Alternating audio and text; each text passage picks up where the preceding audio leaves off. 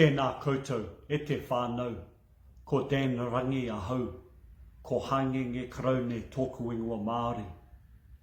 No Waikato, nā te koroki, kahukura, oku tipuna, e mihi ana kia koutou.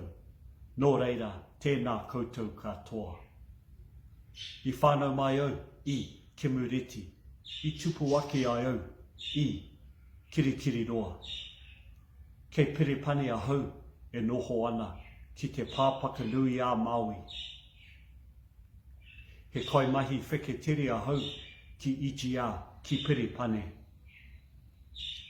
Ko te mea tino pai, rau atu ki ahau ki tōku whānau, he aku kararehe mo te hauora hoki.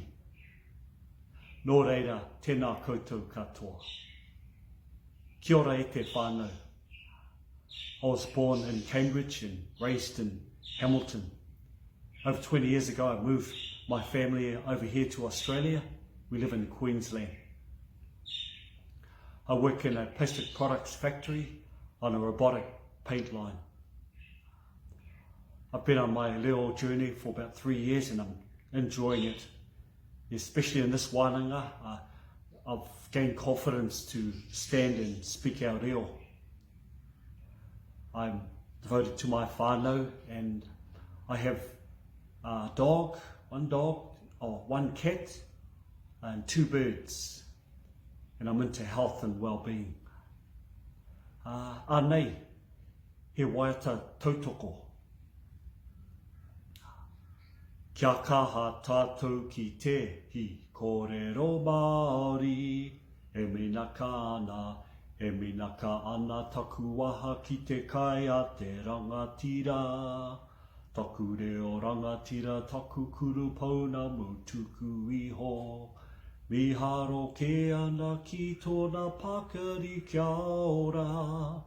Te me ha te wairua ki te kōrero Māori. Kia kaha tātou ki te hi kōrero Māori. Owehi. Nō reira he te whānau. Kia kaha ki te ako i te reo Māori. Kia kaha ki te kōrero i te reo rangatira.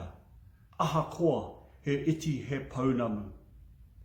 I te ao i te pō. Tēnā koutou, tēnā koutou, tēnā koutou katoa.